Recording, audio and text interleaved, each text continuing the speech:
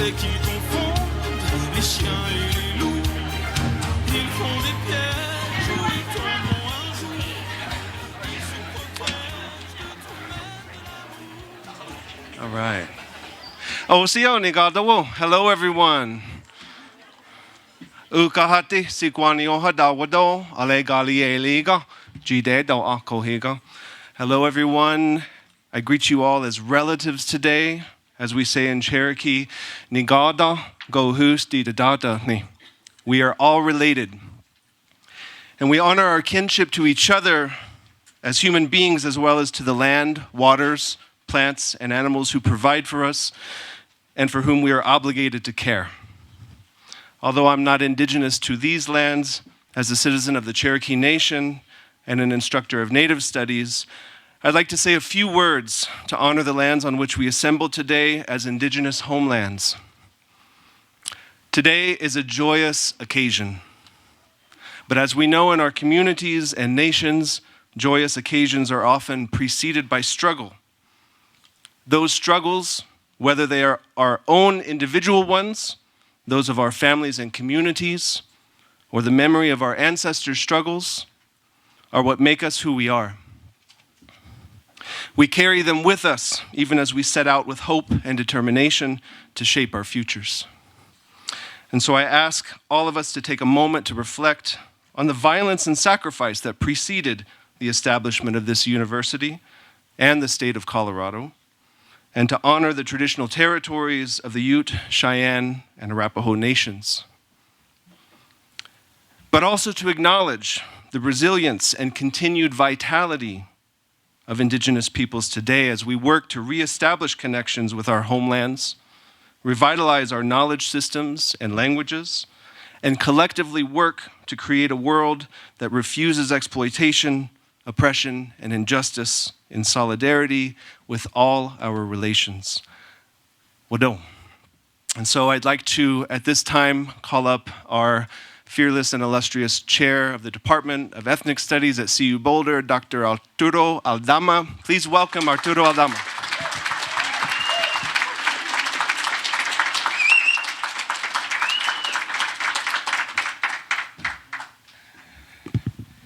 Hola, buenas tardes, good afternoon.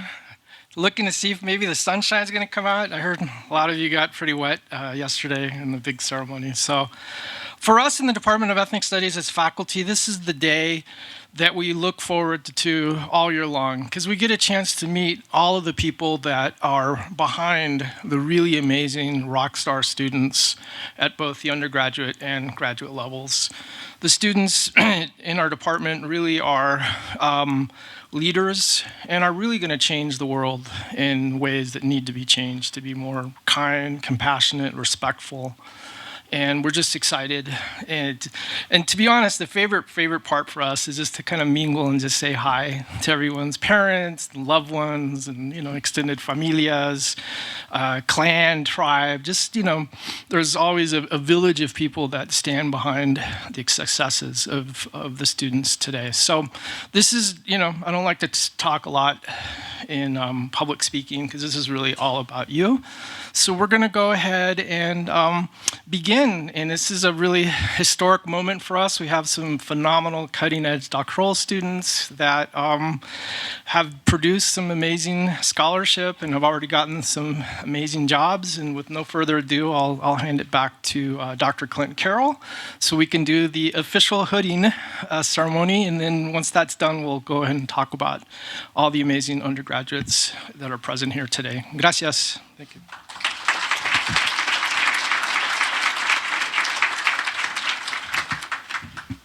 Hello again. My name is Clint Carroll. I have the privilege of serving as Associate Chair of Graduate Studies in our department. It's really an honor to recognize the hard work and profound accomplishments of our 2023 PhD graduates. Our doctoral students model the very best of ethnic studies in their cutting-edge and rigorous research that will go on to shape the field in profound ways. Our PhD program in critical ethnic studies provides students with broad training to help shape and support their brilliant research. Through our graduate seminars and the mentorship of our amazing faculty members, students study the intersectional and relational workings of race, ethnicity, culture, indigeneity, gender, class, sexuality, religion, disability, and legal status in local, regional, and global contexts. The following graduates represent what our field strives to accomplish through decolonial and critical scholarship.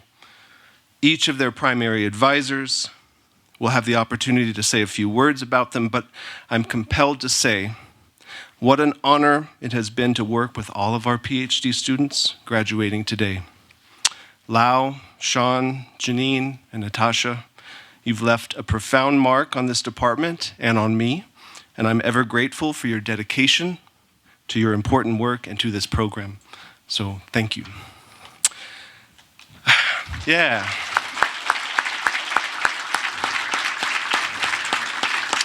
At this point, I'd like to call Natasha Myhall to the stage.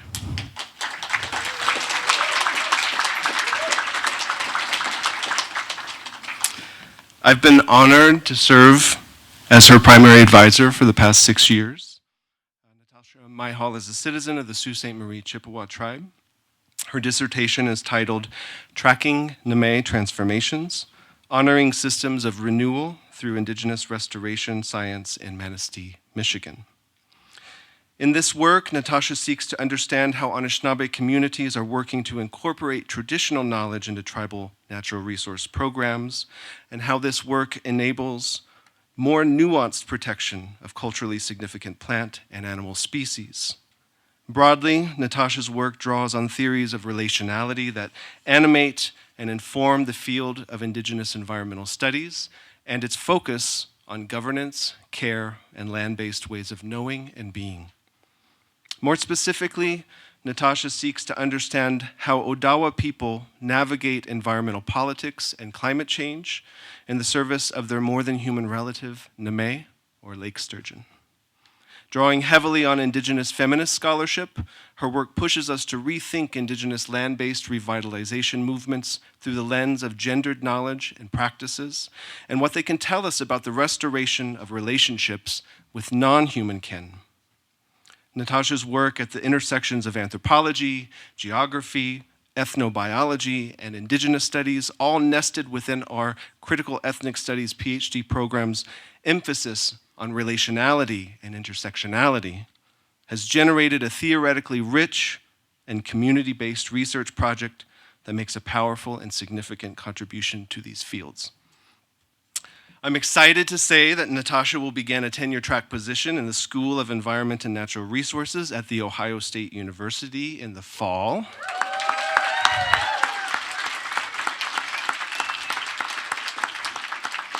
And this is quite an amazing accomplishment that recognizes the high caliber of her research and her promise as a leader in the field.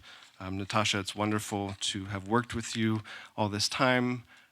Thank you so much for being an amazing student, and I just feel like it's been a privilege to be your advisor. I think you would say a few words, and then I will hood you, and then we'll call up the next graduate. Okay.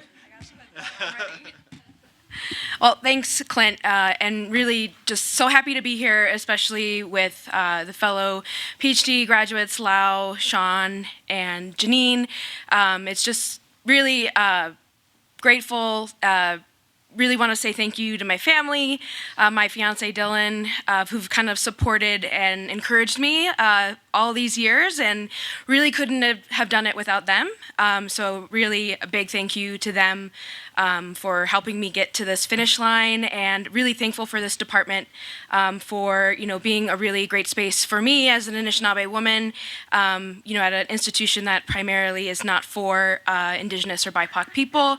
So really happy that Ethnic Studies is here and does the good work that it does, and I will miss everyone so much. Thank you.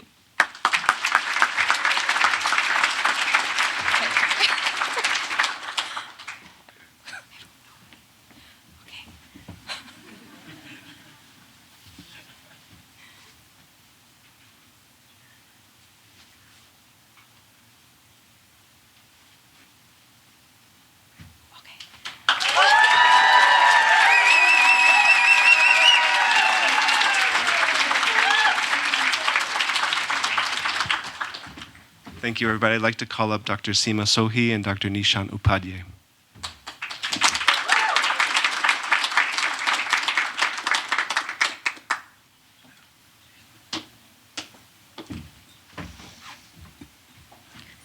Could we call Lau Malavar up to the stage?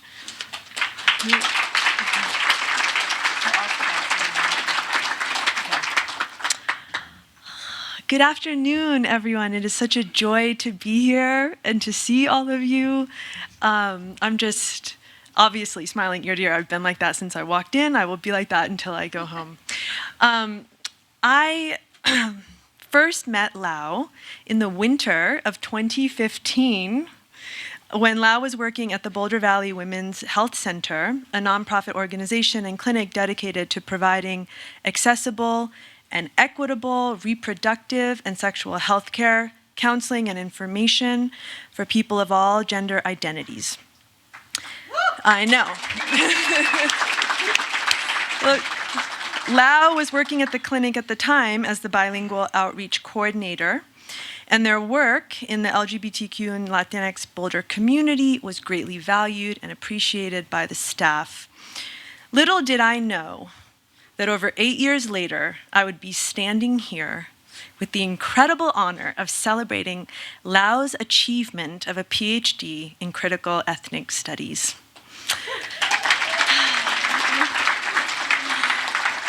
Over the past, I think 7 years, I've been fortunate, well, as a master's student and then a doctoral student, I have been so fortunate to work with Lau as a graduate student in my seminars and then as an advisor alongside my esteemed colleague, Dr. Nishant Upadhyay.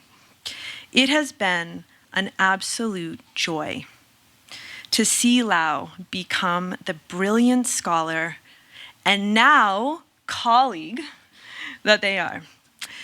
During Lau's time in the PhD program, they have been the recipient of numerous awards and accolades, only some of which include the GPTI Teaching Excellence Award from the Graduate School, the Graduate School Summer Fellowship, the Eaton Graduate Student Research Award from the Center for Humanities and Arts, and a creative residency at CU Boulder's B2 Center for Media Arts and Performance for their performance work titled Pulsing Equis.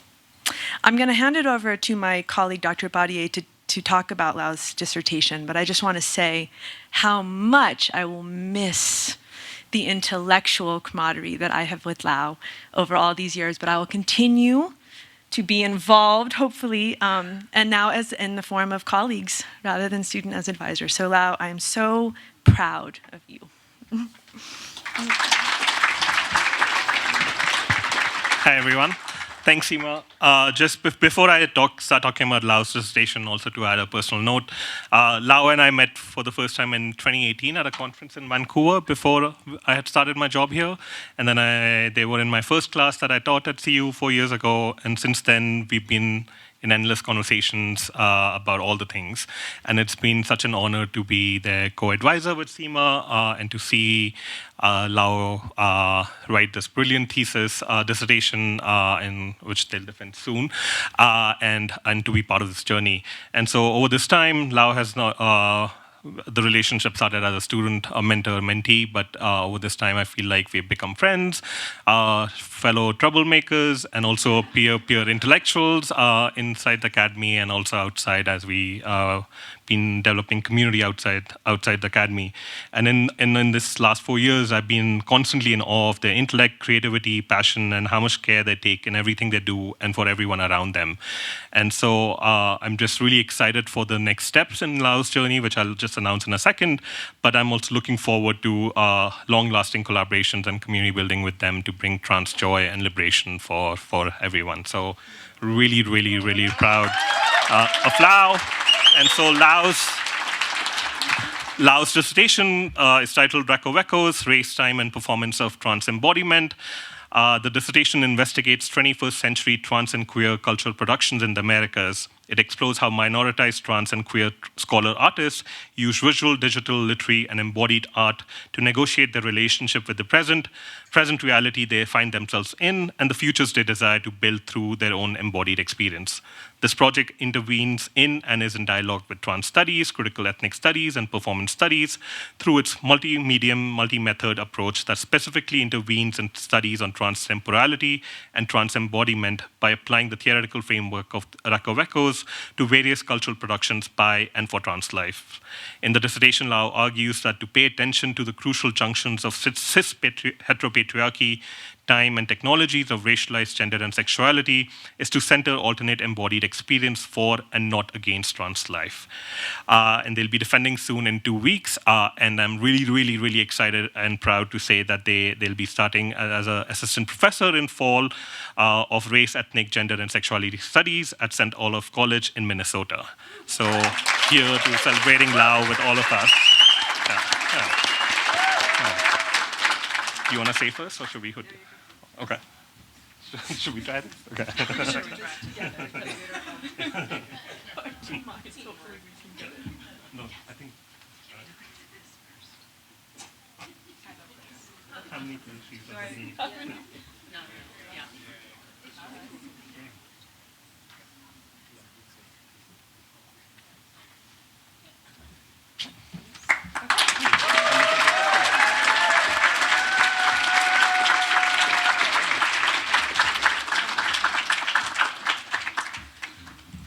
All right, my words will be very quick. Thank you so much. One of the things that I want to really say and transmit to you all is that I've been at CU Boulder since 2010.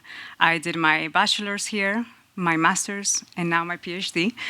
And it was through ethnic studies where I found really my home, myself, and the fact that I am an academic, a scholar, and also somebody who really enjoys to perform and love performance and the arts. And it's going to be very sad for me to leave. It's a long time, 13 years of being here. So thank you, and thank you to everybody in ethnic studies.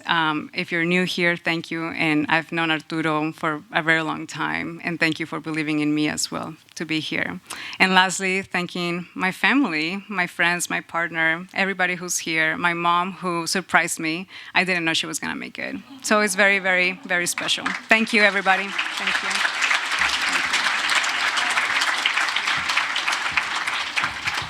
And now we would like to call our colleague, Dr. Raylan Rabaka, to the stage.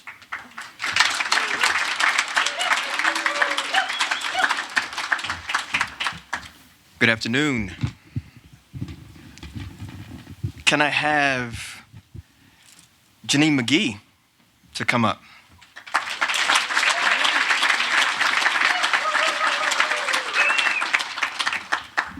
Oh gosh. I'm gonna try to keep it together. Joanne is giving me a good talking to. I have to stay on time and everything. Oh gosh.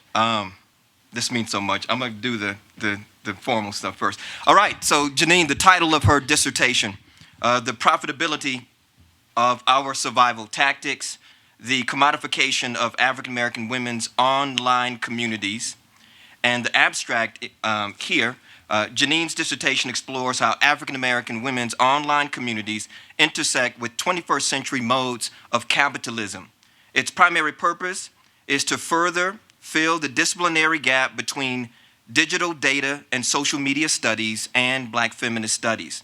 It compares how previous racial capitalistic campaigns, such as the enslavement, dehumanized African American women, have used their profit and knowledge in the slave economy for surveillance capitalism of the 21st century, and it uses critical aspects of the humanity of African American women, such as essence, agency, and livelihoods, to procure profit in the data-driven economy. This project draws parallels between the similarities of surveillance capitalism and racial capitalism, starting with the transatlantic slave trade.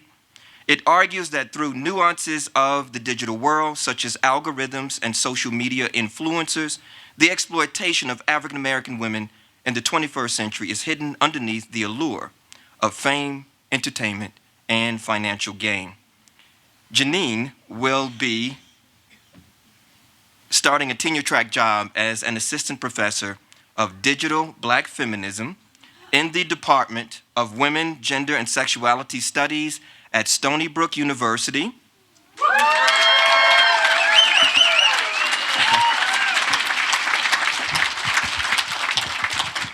And I just want to say, and I'm going to try not to mess up my mascara for you, Janine.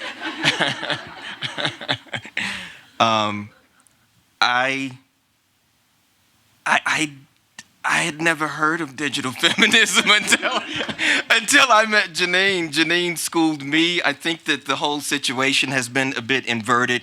And really, you all, I'm actually, we're conferring a PhD on one of my teachers.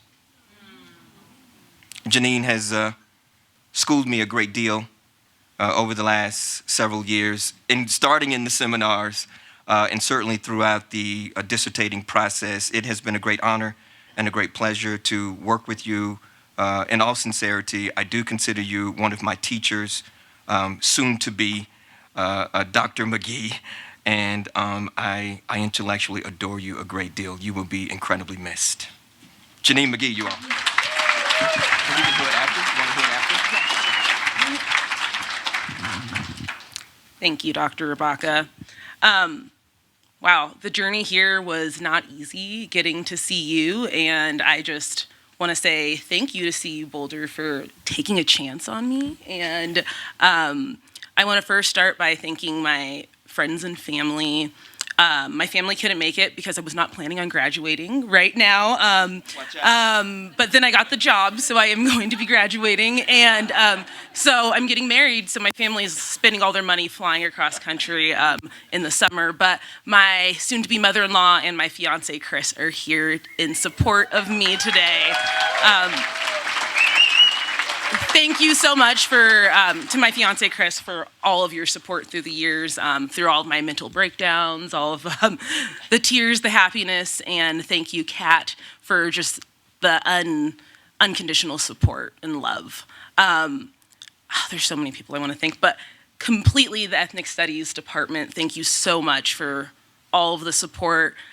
Dr. Seema Sohi, thank you so much just for always slightly scaring me, but also being like another version of me, and one of my favorite humans.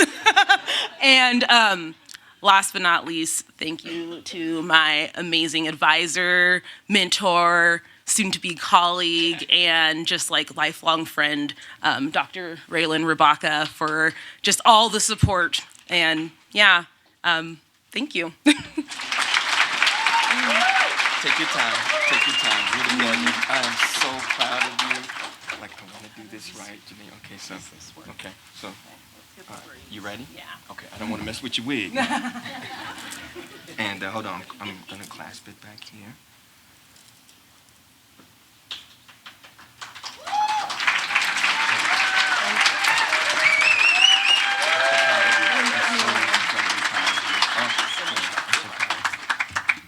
Janine McGee. Dr. Janine McGee.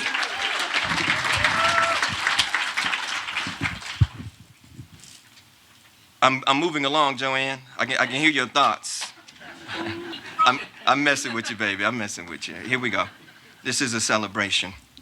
Next up, I'd like to bring up my beloved brother and friend, Dr. Sean O'Neill.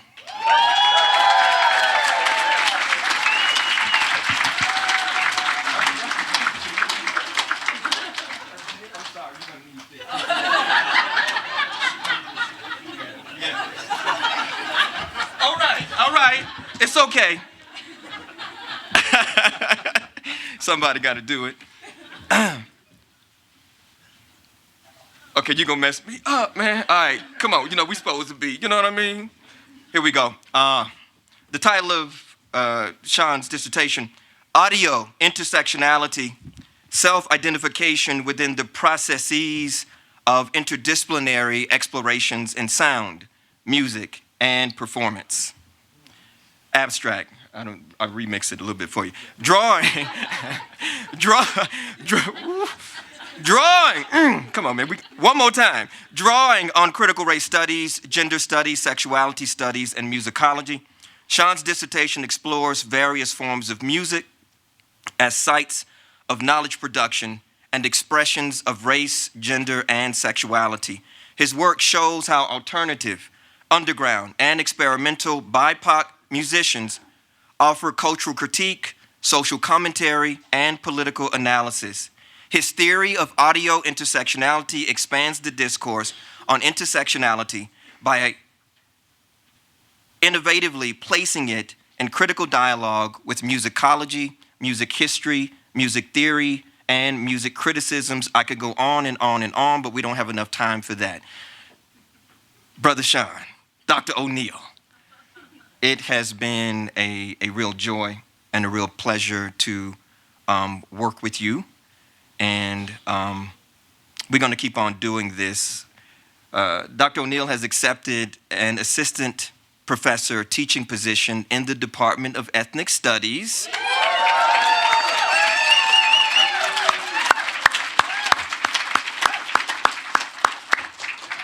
So we're going to keep doing this like we run DMC.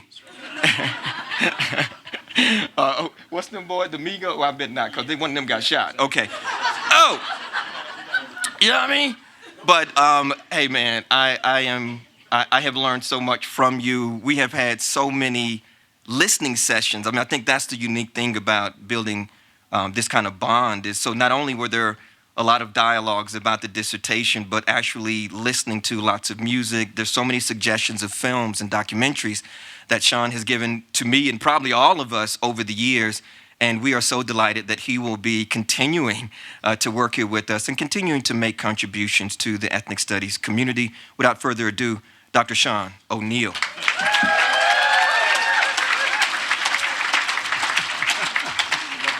I love you too, brother. Seriously. Wow. Yeah, this has been, what do they say, a long, strange trip, Grateful Dead, whatever. Watch out. Yeah, right. Anyway, first, want to thank my amazing, the amazing faculty and staff, Department of Ethnic Studies, my committee, Seema, Arturo, Cheryl, there's she back there, Nishant, Joanne Belknap, who's not here. Of course, Dr. Raylan Rabaka. It's been so amazing working with everyone and getting to this point. And of course, my family, the women who raised me, the reason why I'm here, the reason I was even able to write that dissertation, because that work, that theory couldn't have been developed had I grown up any differently. So really quickly, y'all gonna have to give me a minute. So this is a piece that I wrote really in dedication to my mother, Velvin O'Neill, and it's about my identity. It's a poem, rap, however you want to say it. So it goes something like this. Say my name like the Wonderling cried out. Pink and white house, teenage girl, where she cried out. Biologically, psychologically, astrologically, a Scorpio was born to carry on genealogically, genetically, brown skin poetically. Factor in the era and the system-wide terror. It's a miracle how we stay so spiritual while the empirical namesakes are everything but satirical. Why they keep asking, what's your roots? And it's obvious Alex Haley refutes Eurocentric transmutes and transmissions, but our ambition was to petition for position, Africana tactician, my abolition of black conditions, and give our rendition black soul traditions. I was a sight for sore eyes in the eyes of this girl, and her creation and patience sent me out to the world. It was a very nice home. Double X chromosome, but the X and the Y still had space to roam. Is Astrodome stardust in your dome? Intergalactic travel outside the judge's gavel? No brothers, no sisters, just cousins, no mister. No, yo, I got your back, little man, tongue twisters. And headphones, microphones, cornerstones are fully grown. Ran with kid affiliate to folk and black peace stones. Newsflash, always been black enough. Always had tact because knew my name would back it up. Whatever I was lacking of, keep it tight like batting gloves. Labor of love was rising up from a youngster to punkster. Athlete to obtuse, from all ball to recluse. Never reproduce, so when I'm gone, my tag will be the final truce. But I'll be reintroduced to the young girl, no longer 16 with Frosheen aspirations of Egyptian queens, but holding space in between the sky, clouds, and stars and moon. My identity depends on whether we will remain immune. Thank you.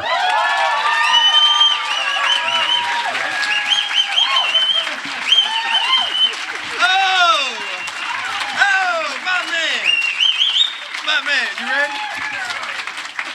hold on. You done already got it hooked. Oh, I already got it all. Your head is so big. Yeah, I Hold know, on. right?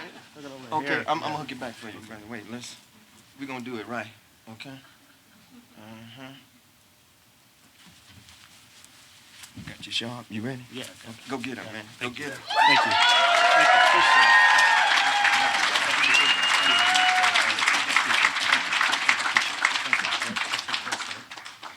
it. Yes, sir.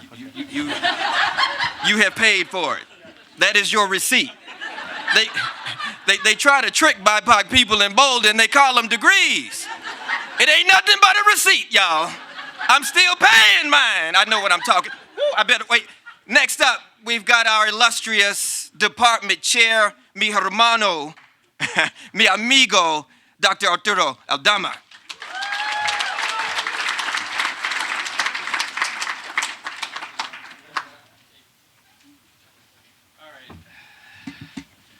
So I'm going to start with the valedictorians, but before we start, could everyone just please give this huge round of applause to Joanne Corson and Virginia Kester Meyer, to all of our super hardworking work-study students. They've been working tirelessly for our department and for this, ceremony for weeks and weeks and weeks. So gracias from the bottom of my heart for all of the behind-the-scenes work that you all do that keeps our department running the way it should.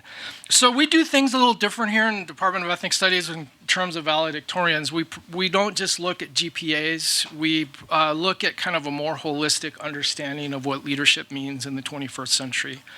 So with that in mind, we have 3 amazing students that will share the honor of being the valedictorians for the class of 2023 in the Department of Ethnic Studies. So if Lyda Crank could stand up.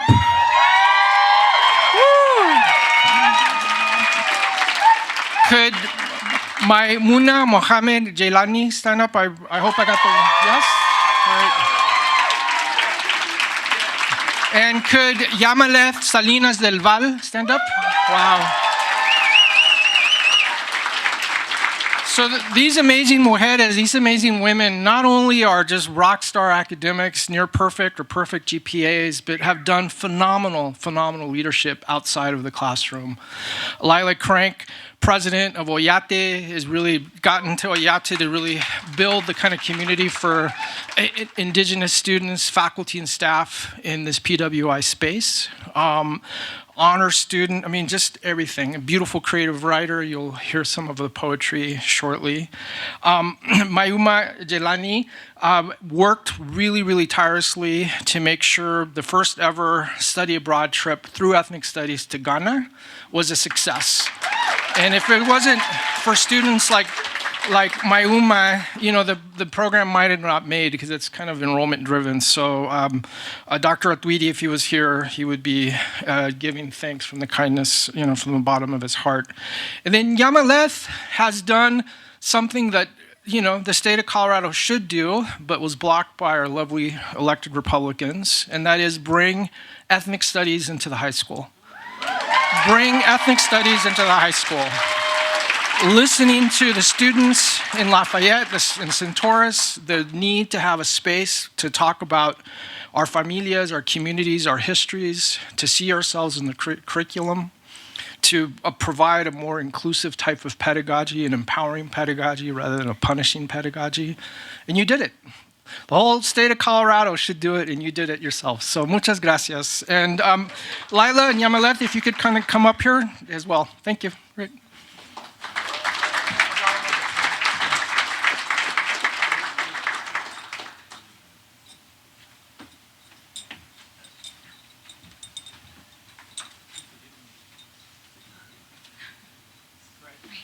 So let me introduce to the stage Dr. Enrique Sepulveda. Was touch and go about whether Dr. Sepulveda would be here. There's some family emergencies, but you're here. So we're really excited to actually say, really positive and laudatory things about Lila and Yamaleth together. So yeah, I'll start with Lila. Lila had the fortune to have her be in my senior seminar this semester in the writing OMG, and I'm a, I guess, recovering Catholic, but I'm becoming, religious. So the writing really was, almost doctoral level. The insights, the kind of leadership, the kind of episteme, the way Lila puts knowledge together, it's just really, really, really, really profound. So Lila is also, we have a really cutting edge program in the state of Colorado called the 4+1 BAM, which you get an accelerated master's.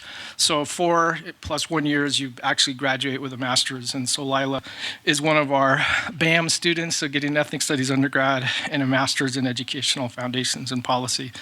Enrique, do you want to say anything about Lila? And then I'll hand you you have the diploma, right? Yep. Yeah. Okay. So Lila, well, let me just first say a few words. I want to give a shout out to my mom who's sick. I don't know if I can do this. I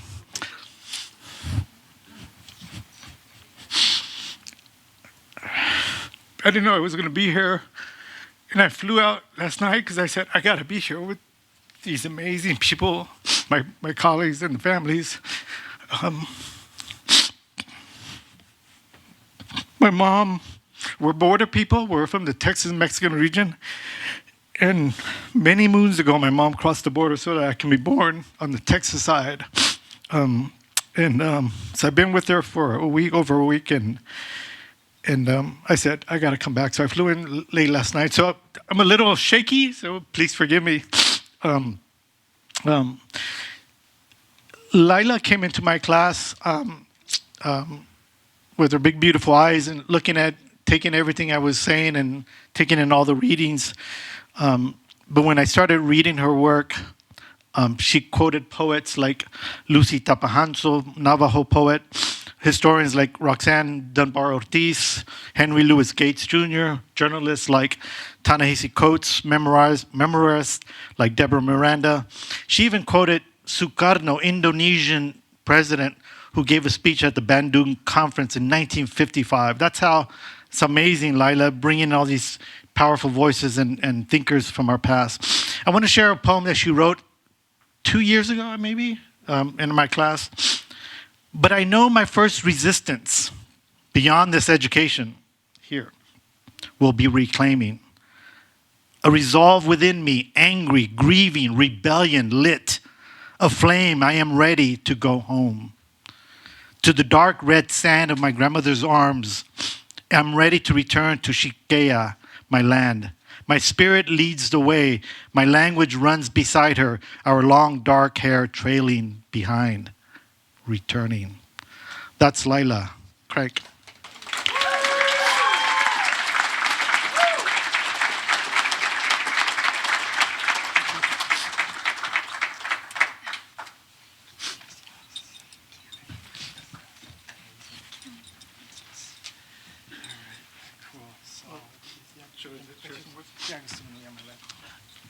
Yamileth was another student.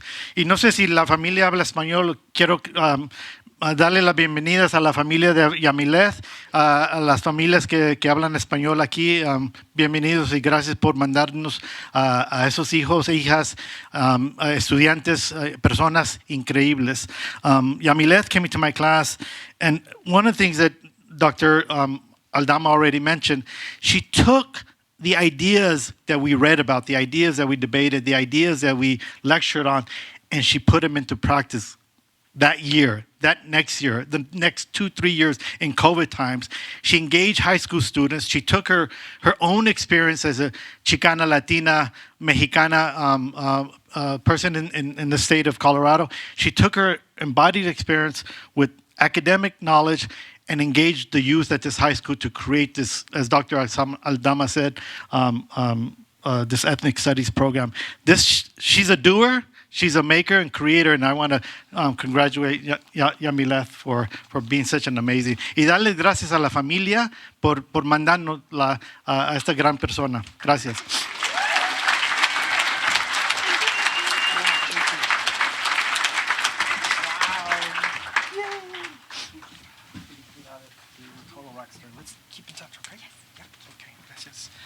All right. Muy bien. Gracias, Dr. Sepúlveda. All right. Could I please have Madison Morales come up, Sarah Grace Rappaport, or as we called her in the senior seminar, SG, right? Her artistic name, maybe. Aaliyah Trapp, and then Jacob Wiley, or Jake Wiley. So if you could all come on up, that would be awesome. Thank you.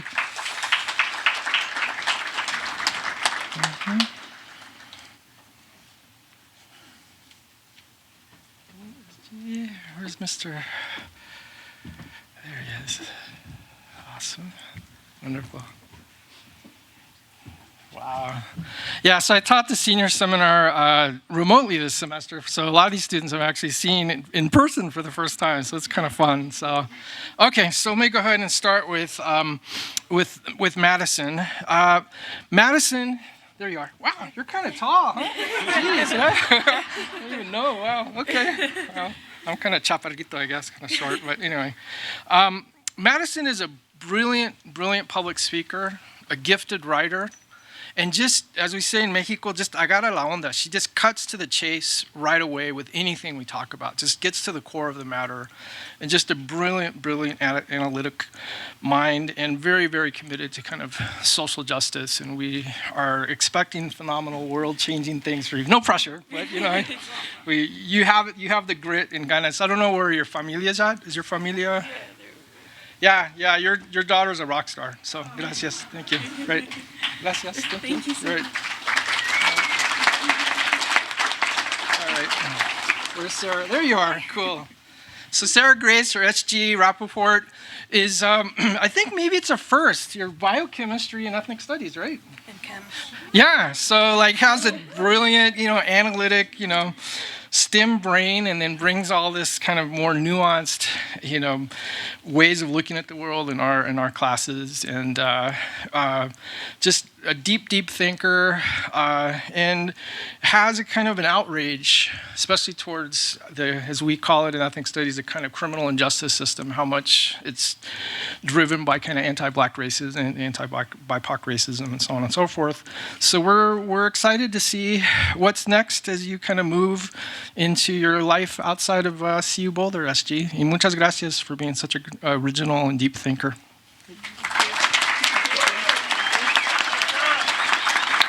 Where's your family at? Oh, yeah.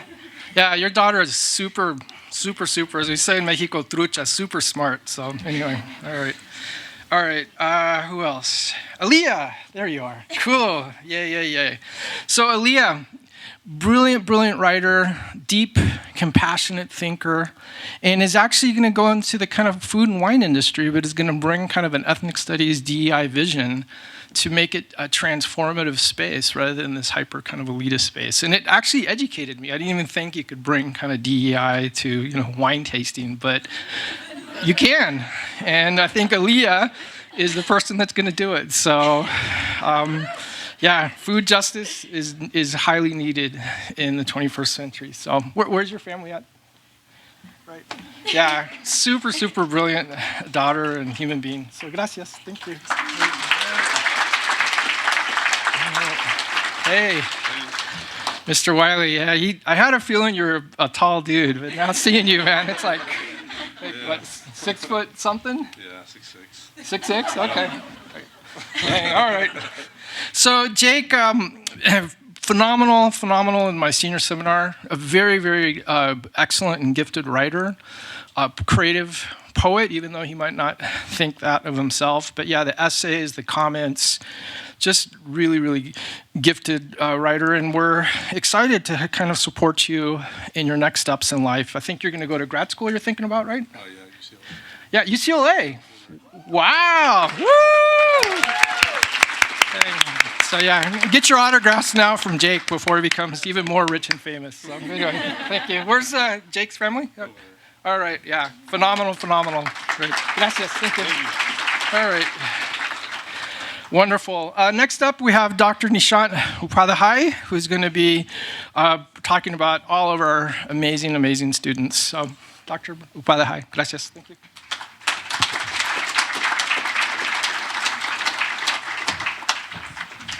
Great. Thanks, Arturo. Can I ask Memuna, Joseph, Jessica, and Tiana to come on stage?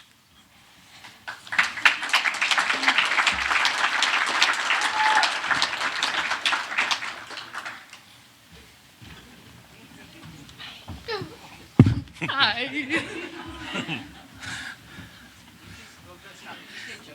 Yeah.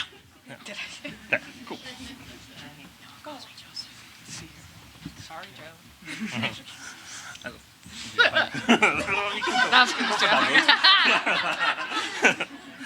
Cool. This is really exciting to see students in the last few different years, not just this last year. You were in my class 2 years ago now, right? Yeah. It's been a while since I've seen you. But I'm going to read a little bit about all the students and the thank yous that the students have wrote. And so I will start with Maimuna. So you already heard about Maimuna earlier. She's one of the valedictorians. Amazing student. She was in the inaugural class of social justice scholars, completed a 2-year Invest Community Studies leadership program dedicated to environmental social justice, and completed the secondary education licensor program. She's the outstanding undergraduate of the secondary humanities teacher licensor program in the School of Ed for 2023.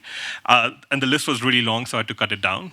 But these are the highlights because things just kept going. All the amazing things that Maimuna has done here. I'm really excited that she's accepted a job as a middle school English teacher and language and arts teacher in a middle school in Aurora. Maimuna was in 2 of my classes, and I know for a fact how phenomenal of a teacher she will be. She's not just brilliant, but also carries so much compassion and care for her people and her community. So really exciting for to see you as a teacher now. She's a first-gen college student and would like to thank Dr. Awan Ature, who taught many of her Africana Studies classes and had an immense, I can't say this word, immeasurable impact on her. So here's to Maimuna.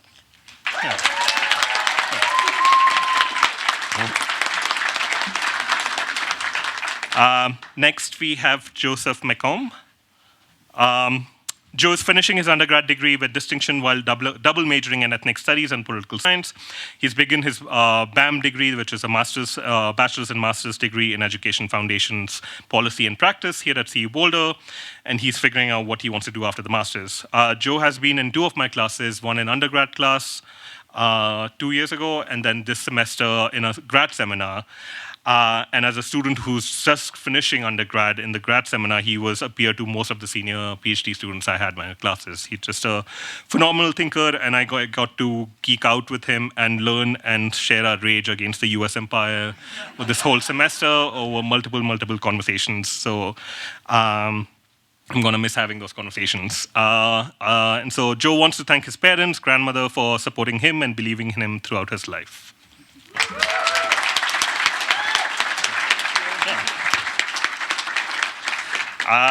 Next up, we have Jessica Preya. Jessica is the first person in her whole family to go to college. They worked very hard and received the Becher? Okay, I was going to say it completely different. Becher Scholarship, a full ride scholarship to any school in Colorado, and chose to come to CU Boulder. Jessica was in my theory writing methods class last semester and wrote this amazing paper on queer Chicanas, which they presented earlier this semester in an hour-long talk. And for trained PhDs, we know that speaking for an hour is almost impossible, but Jessica just held the mic for an hour and gave this amazing talk on thinking about queer Chicanas and their writings and poetry. In their acknowledgements, they wrote, and I'm going to quote them, "My mom and dad have sacrificed so much for our family, and I'm proud that I did not have to pay a single penny for me to go to college. This is for my beautiful nieces and nephews to show that we can succeed despite all the hardships we go through. I only wish my abuelos, sorry, I don't speak Spanish, were here to see it, and my big brother who passed away this March this year. I love you, brother. For my brothers, for my nieces and nephews, and for everyone else, I hope to make education more inclusive and accessible to all. Education is liberation." And these are their words.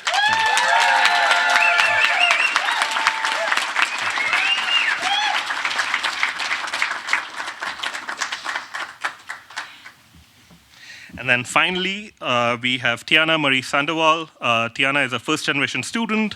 They were in my class last semester and wrote about Two-Spirit Indigenous peoples.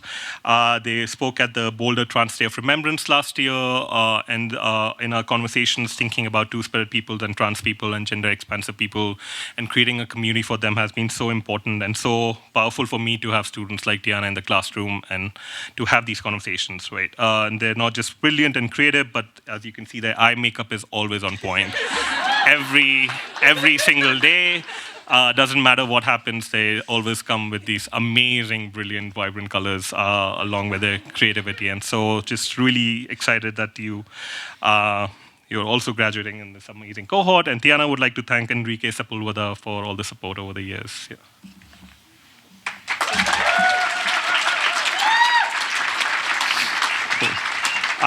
Next up is my dear colleague and friend, Jennifer Ho.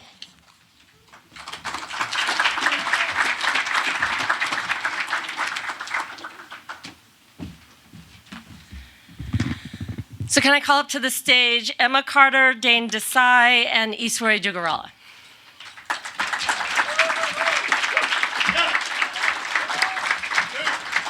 Also, this is my first undergraduate ethnic studies graduation, so I'm totally thrilled to be here with all of you.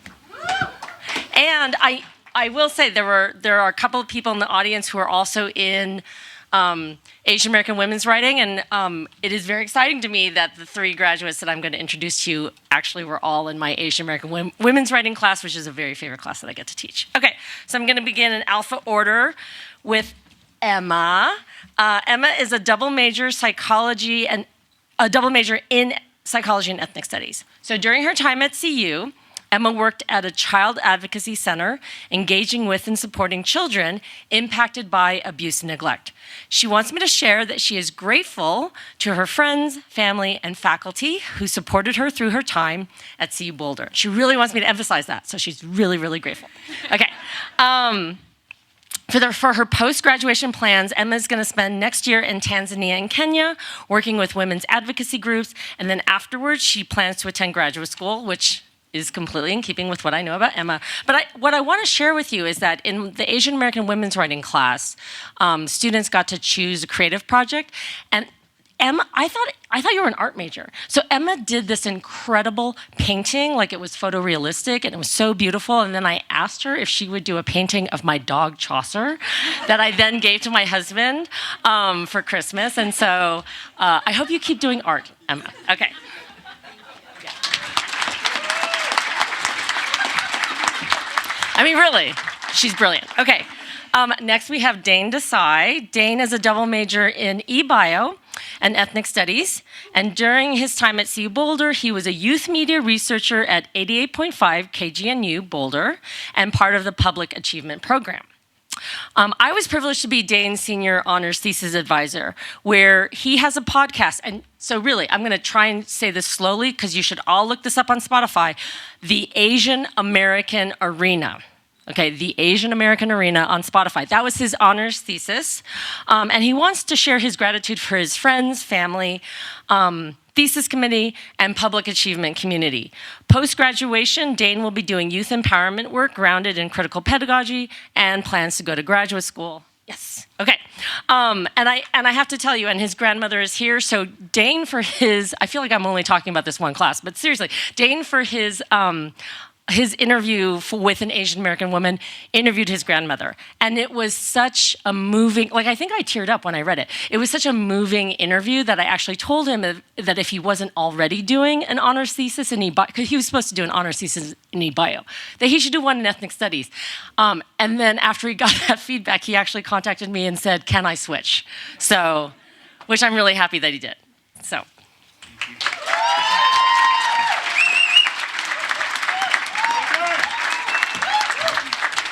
Okay, and now we have Iswari Dugarala, who is a double major in psychology and ethnic studies with a minor in sociology. During their time at CU Boulder, Iswari became co-founder of Students Against Campus Sexual Assault, the president of Psi Chi International Honor Society, and was awarded the United Nations Academic Impact Fellowship, and also recently the Jacob Van Eck Fellowship, right? Okay. All right. They were also a sexual assault hotline and hospital advocate for the Boulder County and a research assistant for the CU Stereotypes and Prejudice Lab, and they did an honors thesis in psychology about moral perceptions and extremity of social movements. East Warri wants to thank their family, friends, professors, and CU Boulder community, and their post-graduation plans include continuing social justice advocacy and graduate school. And I have to tell you, so East Warri's taken three, I've only taught, I think, 3 classes, and East Warri's taken all 3 classes with me, including a grad level independent study with 2 other PhD students, totally held their own with the students. And I just want to say personally, I'm so thankful that they're doing work addressing campus sexual assault. It's such an important topic, so there you go.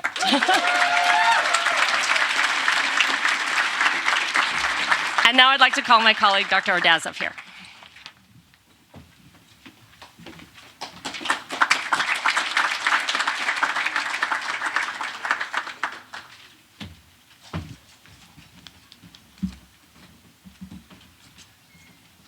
Hi everyone. Can Adriana Iturbe and Lionel Barum Ortiz Jr. come to the stage?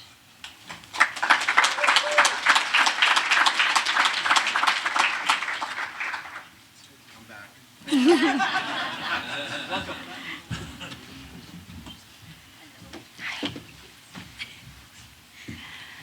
am honored to present 2 of my students.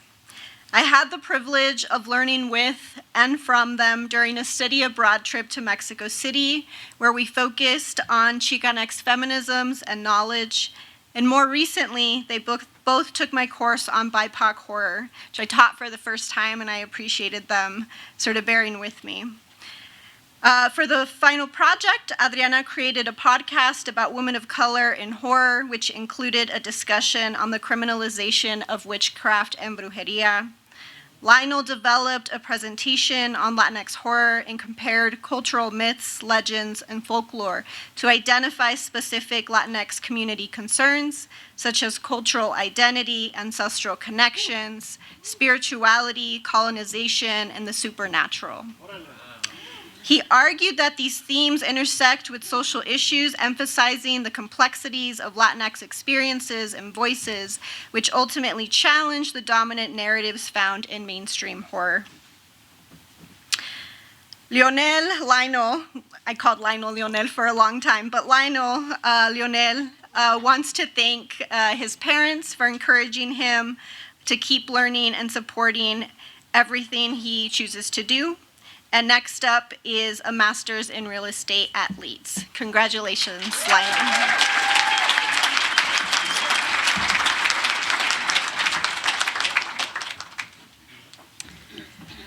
Adriana is first in her family to graduate from college. While at CU,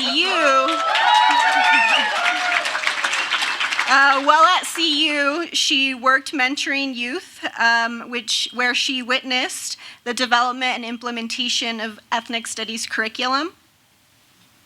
And she is grateful to her familia and friends who helped her get here today. Next up is a master's program in educational foundations, policy, and practice here at CU. Congratulations.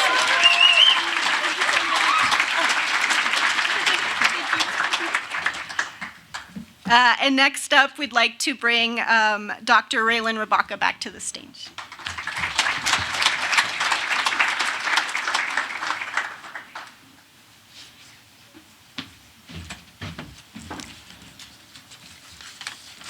All right, I'm back. I've got 2 incredible undergraduate students to present diplomas to. The first one is Carson Delaney Tilp.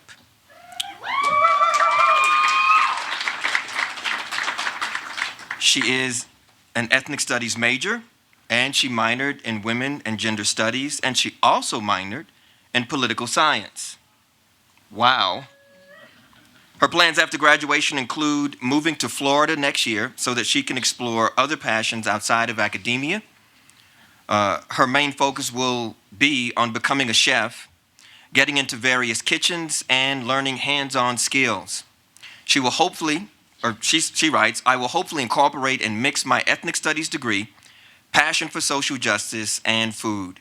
I have thought about going to graduate school later down the line.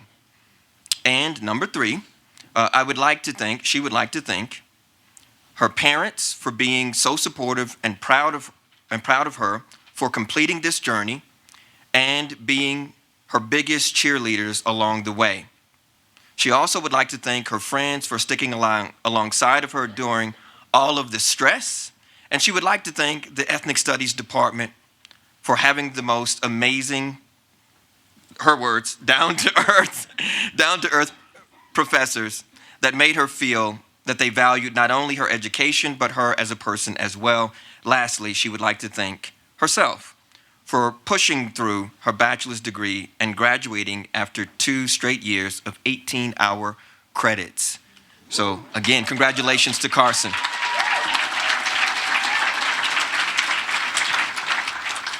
And next, Helen Joseph, are you here? Hey.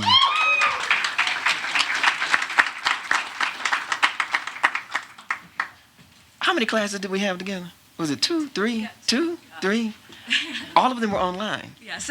So I only met Helen very recently. Was it last semester? Yeah. Oh, gosh. So I had only known her by teaching online. This wasn't something I was trained to do. What's up, ethnic studies faculty? Yeah, I mean, they got us moonlighting, right? But it was really an incredible experience, and Helen actually made a huge impact on me. She's kind of like a quiet storm. She brings the funk and the noise, but very quietly and everything. So again, I'm very honored to present your degree to you. Let me read what she has written. She double majored in ethnic studies and sociology, and she minored in communication. Wow. After graduation, she will be pursuing a master's degree in educational foundations, policy, and practice in the School of Education here at the University of Colorado Boulder. And lastly, yes, please give it up. And lastly, she would like to thank her parents for supporting her through her college experience and for always encouraging her. Congratulations, Helen. Thank you so much.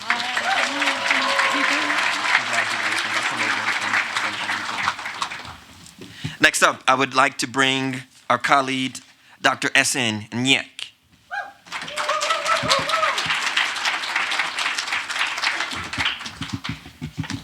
It is my pleasure to call Sarah Yasmin O'Neill.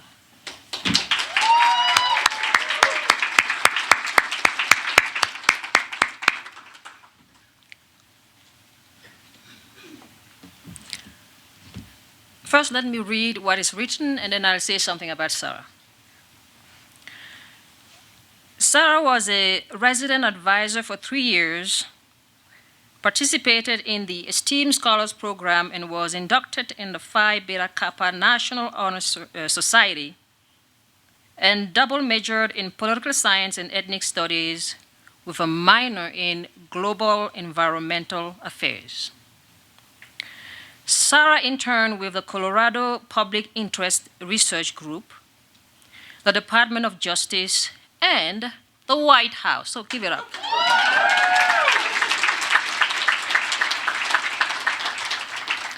Sarah is planning to attend law school in the fall of 2024. She hopes to spur positive change and create good policy. Sarah is grateful to her family and friends, especially her mother, who encouraged and supported her during college. I know Sarah because she took my course on Black feminism and womanism last fall. And Sarah has tremendous organizational skills. She's one of those students you can hand out your syllabus at the beginning of the semester, take a flight to Norway, and she'll be fine. Yeah, she was really great. And it didn't surprise me at all when at the end of the semester she said, well, I'm going to the White House as an intern there, right? The other part of Sal, and I want you to look at her very well, because she embodies what is the best of African, Africana multiplicities and inclusivities. I was particularly pleased about her Ethiopian roots. And for those who do not know, there is only one place in Africa that we celebrate as really a country that was never colonized. The Italian tried, but they failed, and that is Ethiopia.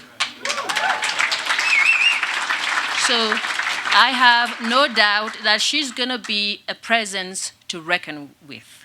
Thank you. I'm very proud of you.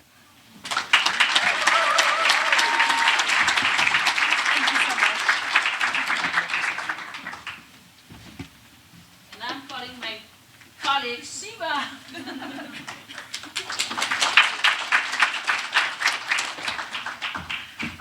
Hello again. Can I please call Olivia Oath and Janae Sammy to the stage? Yes, thank you.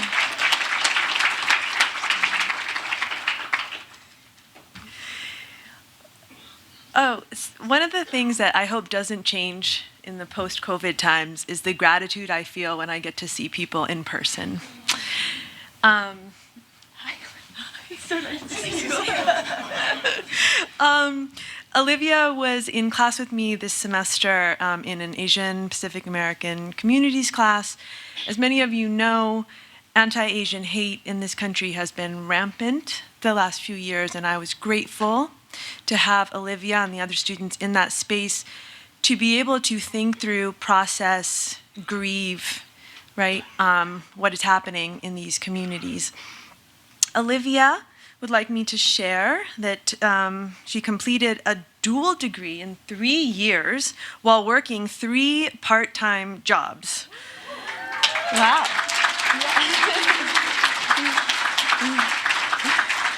And Olivia will be traveling the world as a digital nomad for the foreseeable future. Wow, okay. Keep in touch, though.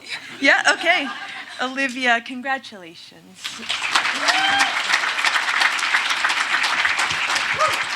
I will make sure that Janae Sammy gets this. Okay. Next, I will call up my esteemed colleague, Dr. Angelica Lawson.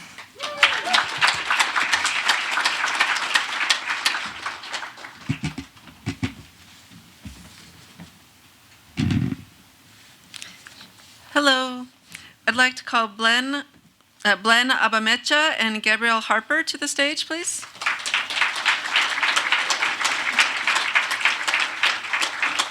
I know they're here because there they are. I saw them coming in.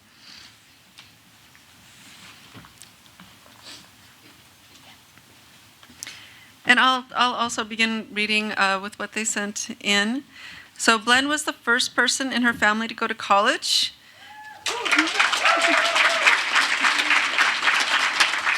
She was a Go Scholar, inaugural class of Social Justice Scholar, and a McNair Scholar.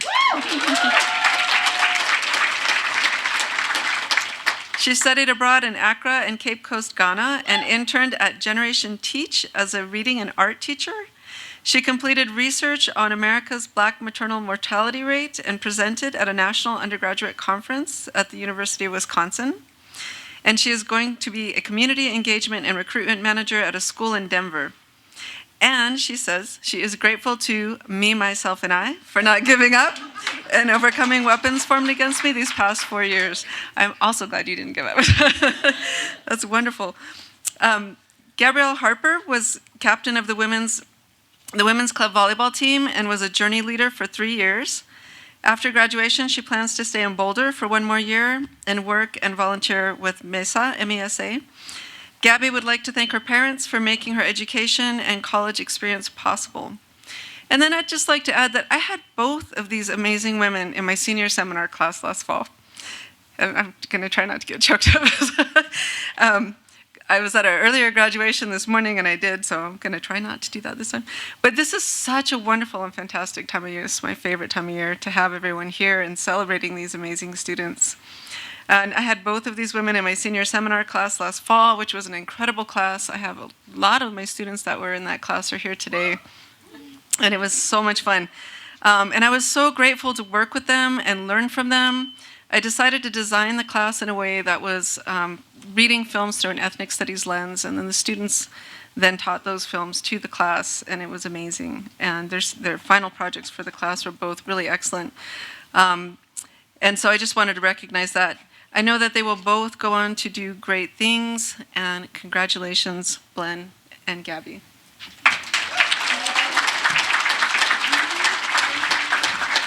Oh, let me get these in the right order. There you go. Congratulations.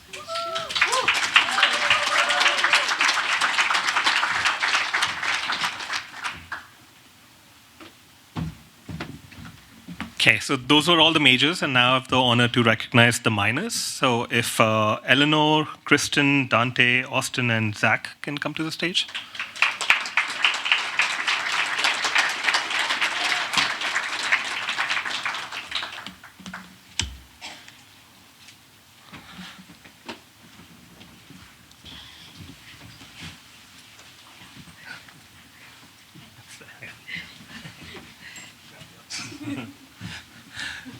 Great. So Kristen Narona received the Dean's List for all 8 semesters of college. She had a summer internship with ACLU Colorado, and after graduation, she plans to traveling after college, working for a while, and hopefully pursuing a PhD in ethnic studies, and hopefully at CU Boulder, right?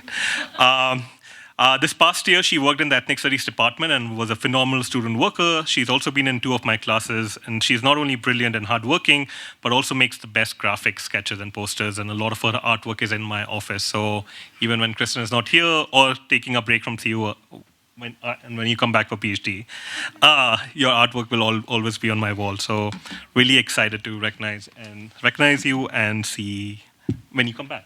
Yeah.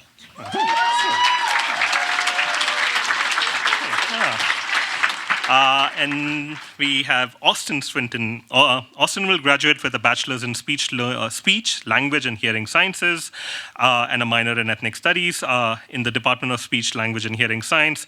They worked on diversifying their department so all clients have culturally competent care. During their time at Boulder, they've studied abroad in Australia and plan to return after graduation. As an avid concert goer, Austin plans to unwind from the stress of college and go to some shows this summer. And I know some of the work that they've been doing in their department because they are in my theory class last semester. They made a project. Their project was on thinking about diversifying pedagogy in speech, language, and hearing science. And they made a toolkit for students, faculty, and practitioners to learn how they can be better allies and anti-racist advocates. And that's really, really remarkable for blending these very different disciplines together and bringing ethnic studies into the realm of something that I have no idea about, and I learned so much in the last semester working with Austin, and for an undergraduate student to take up that task because, and that's what I think the beauty of this program is, where undergrad students in other disciplines can go in other disciplines and do this work about how do we actually do anti-racism work in different departments, right? And so really excited to see where Austin goes after this. And congratulations. Yeah. And I invite Angel back to the stage.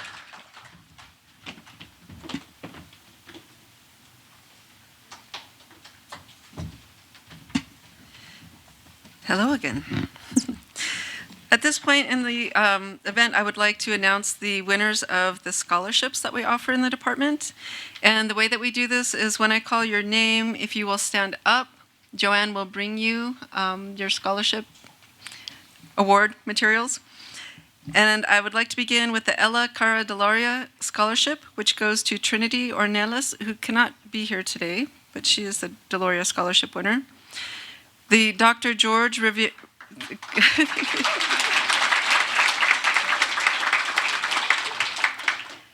The Dr. George Rivera Social Justice Scholarship goes to Gabriela Mejia.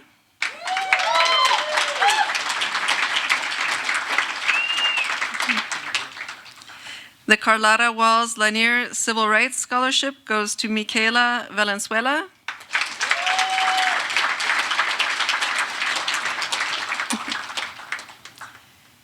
And the Minoru Yasui Community Leader Scholarship goes to Rumi Natanzi.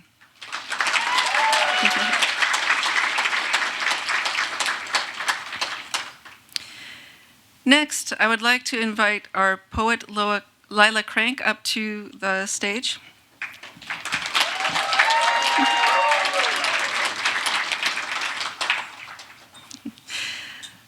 Lila and I both just attended the Native American graduation through CNA's this morning, and we both cried, so we decided we're going to try not to cry anymore, but I don't know if we'll be able to do that. So I would just like to say, you already know her as one of your valedictorians.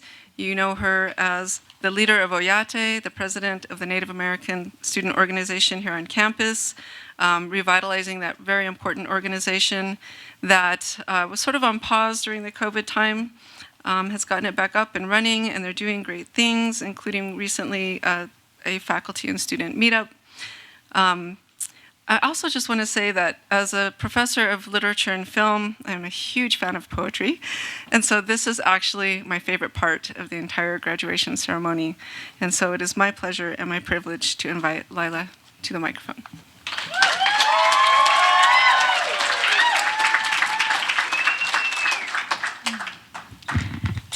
Joanne, can I have my poem? I'm sorry, my phone died. Thank you. That's why I print these things out. Yep, just for people like me. Yeah.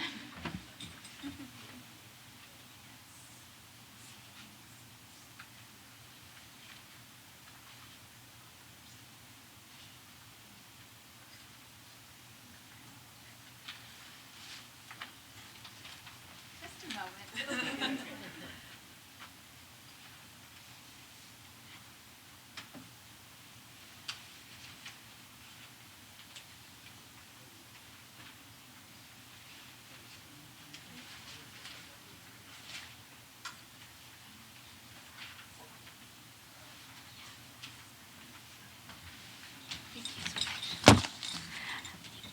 Deep breath. Okay, so if I cry, just listen to my words through my tears. I like to say that. I won't apologize for them, as I usually do.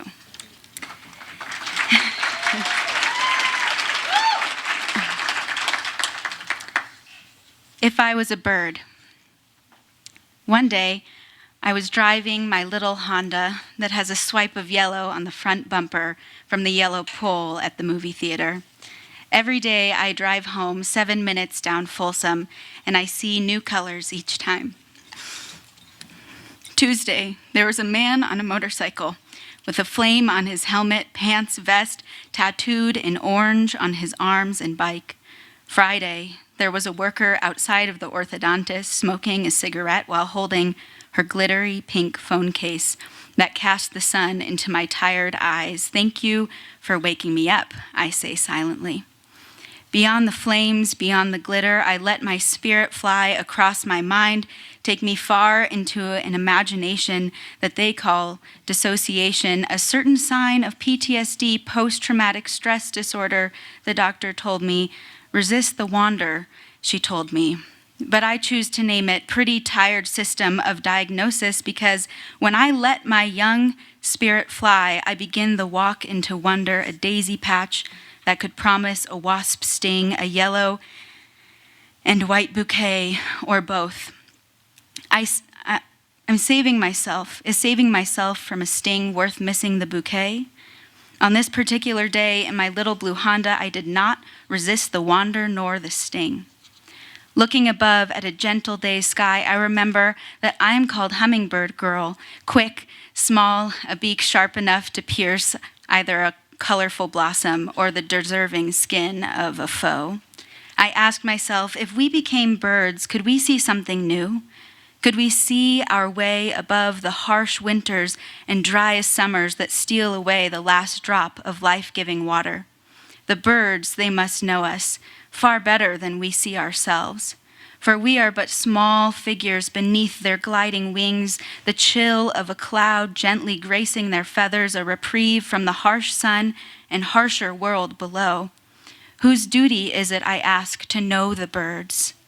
Who takes care of the young fledglings as they leave the nest? Who warns the grown birds there may be danger swooping so close to the ground that they may clip a wing? Who homes the birds after they witness a human tragedy?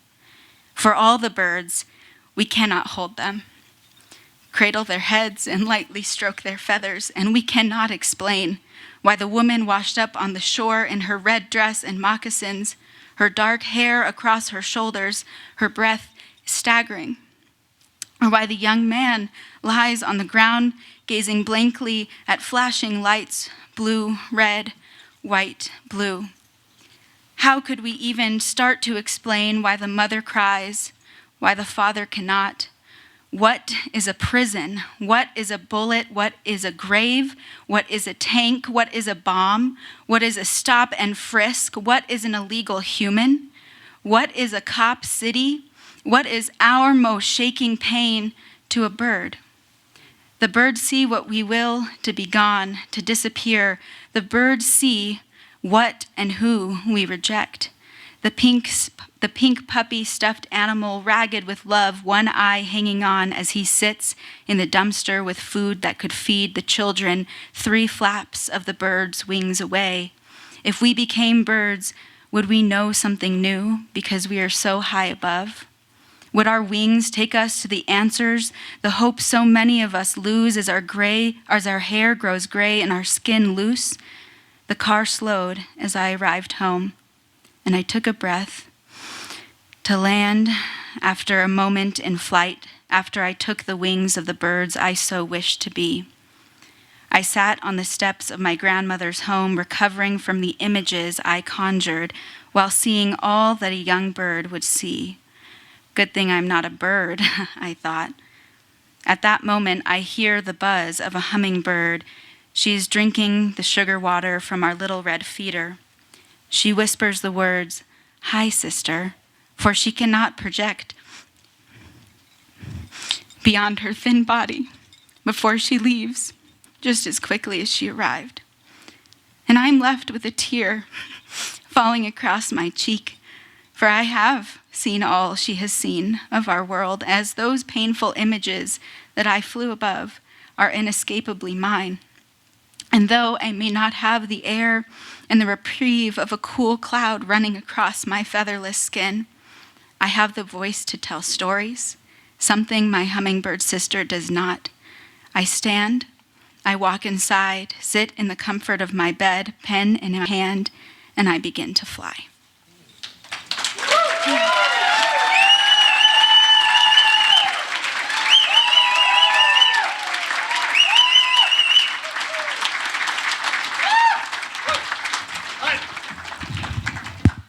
Incredible and beautiful. This is a love letter to the class of 2023, to my department, to progressive people. I'm not going to keep you long because I know we're ready to eat and celebrate folks' ethnic studies style. This is called Chosen Family. For nearly 20 years, I have taught and learned a lot in an academic discipline and department that reflects the kind of world I want to live in. For me, as for many of you, ethnic studies is more than an academic discipline. It is a home, a place where we can create a new kind of family, a chosen family. Class of 2023, as you graduate and leave our little department, we would like to tell you that you will always be part of ethnic studies, chosen family. Chosen families are made up of people who are not biologically related or legally recognized as family members, but who have consciously and intentionally chosen to be family for the purpose of mutual support and love.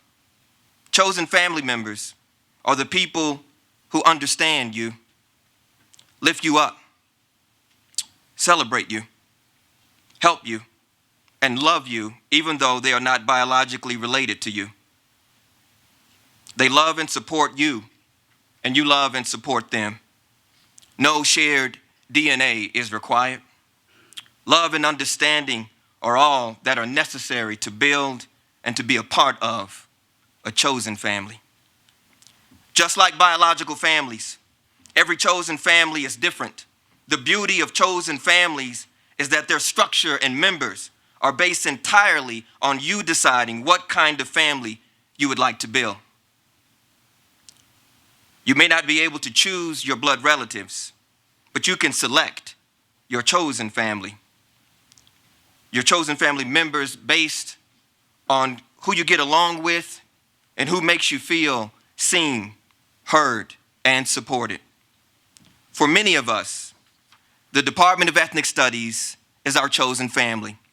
As students, staff, faculty, alumni, and allies of the Department of Ethnic Studies, we should take the chosen family culture we have created at the University of Colorado and share it worldwide. It may sound silly, but I honestly believe that one of the best ways we can develop American democracy in the 21st century is by building chosen families in Boulder and beyond. We should build chosen families all over this country and, in fact, all over the world. Our chosen families must be based on insurgent intersectionality and radical inclusivity, meaning they must be sacred and safe places where all are welcomed, respected, and protected. Everyone is included and no one is excluded in a real chosen family.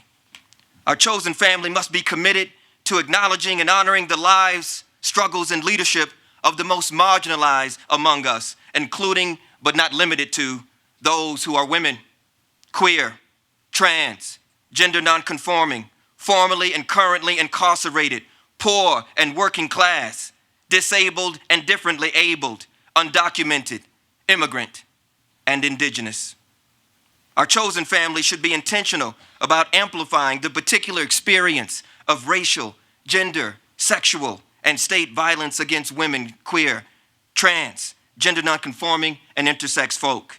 My conception of chosen family is committed to combating patriarchy and heteropatriarchy and queerphobia and transphobia just as much as it is to combating police brutality and violence against Black people. The chosen family I envision is deeply committed to mental health and wellness, to immigrants' rights, to the abolition of the prison industrial complex, and to the abolition of the military industrial complex. The chosen family is committed to equal access to education and health care, to food justice, to animal rights, and to the preservation of plant life, and open to honest conversation about climate change and environmental racism and their devastating impact on the poorest and most vulnerable among us. There can be no liberation for any of us if we do not center and fight for those who have been colonized, marginalized, and exploited. This brings to mind something that Audre Lorde said in Sister Outsider when she wrote, "I am not free while any woman is unfree, even when her shackles and chains are very different than my own. And I am not free as long as one racialized and colonized person remains chained, nor is any one of you." Chosen family members are in sincere solidarity with all oppressed, exploited, and racially colonized people who are fighting for their liberation. And indeed, we know that our histories and our destinies are intertwined. We stand in solidarity with our racially colonized family members all over the world who are fighting against the ravages of economic exploitation, environmental injustice, food insecurity, war, and continued colonization. We also stand with undocumented and immigrant people all over the world, but especially here in the United States of America. We recognize and honor Native American and other indigenous peoples' rights and struggle for land, self-determination, and reparations. We acknowledge and express our outrage at the historic and current anti-Asian racism that has engulfed the United States and remains pervasive across the planet. My conscience compels me to state In the most emphatic words I can find, the lives and struggles of Asians and Asian Americans are an integral part of our chosen family's vision of human liberation and social transformation. Our chosen family supports the ambitions and work of all progressive people struggling against 21st century forms of imperialism. It also seeks to intervene in the current political climate and assert a clear vision of the democratic, peaceful, charitable, and environmentally responsible world we all want to create.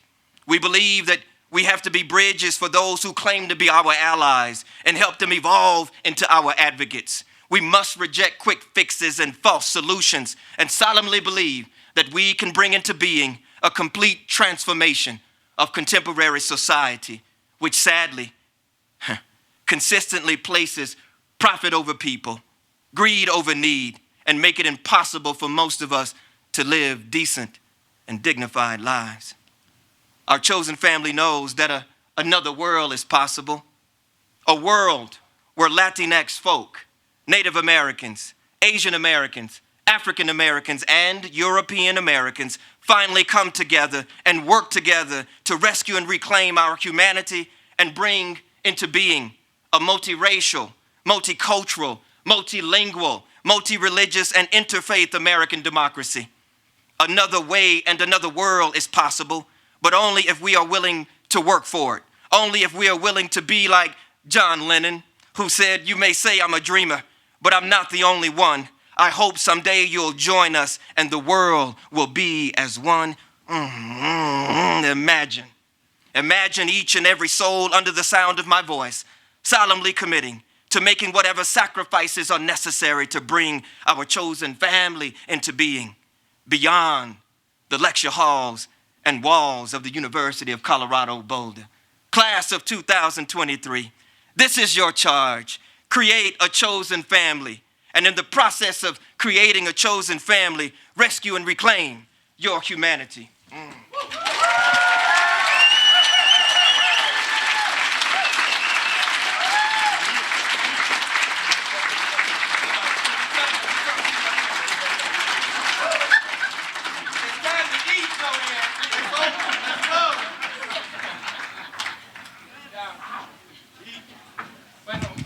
Muchas gracias. Thanks for, I hope you, for the parents and folks that aren't students here, you get a sense of what our department and what our community is all about. So please enjoy some light food and be great to just to get to know you all. So gracias. Thank you.